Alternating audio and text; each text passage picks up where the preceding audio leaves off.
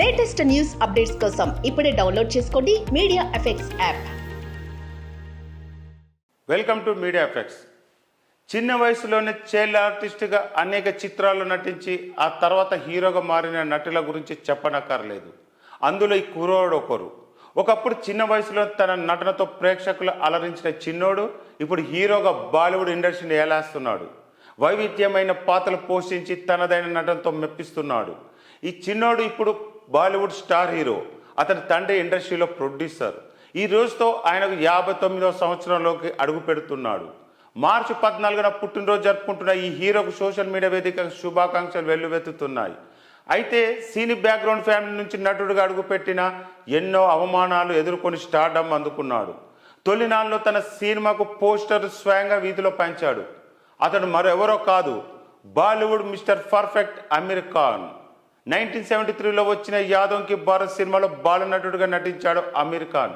ఆ తర్వాత 1988లో హీరోగా ఖైమత్ సే ఖైమత్ తక్ సినిమాతో హీరోగా పరిచయం అయ్యాడు.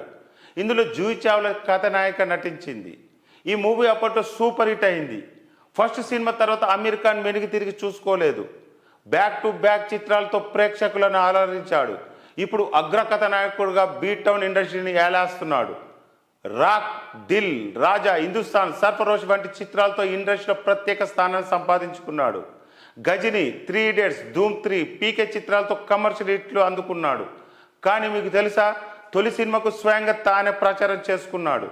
అమీర్ ఖాన్ ఫస్ట్ మూవీ ఖైమత్ సే ఖైమత్ తక్ కొన్ని కారణాలతో ఇప్పటికీ ప్రేక్షకులకు గుర్తుండిపోయింది. ఈ సినిమాతో తన నటనకే తనకే నచ్చలేదని గతంలో ఇంటర్వ్యూలో అన్నాడు అమీర్ ఖాన్.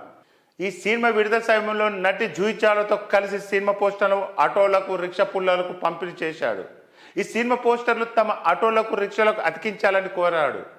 ఆ తర్వాత వీధుల్లో తమ సినిమా పోస్టర్స్ పంచాడు. ఇలా ప్రమోషన్ చేయడంతో అప్పట్లో ఖైమత్ సే ఖైమత్ తక్ సినిమా భారీ వసూలు రాబట్టింది. 29 ఏప్రిల్ 1988న విడుదలైన చిత్రం సూపర్ హిట్గా నిలిచింది. Thank you.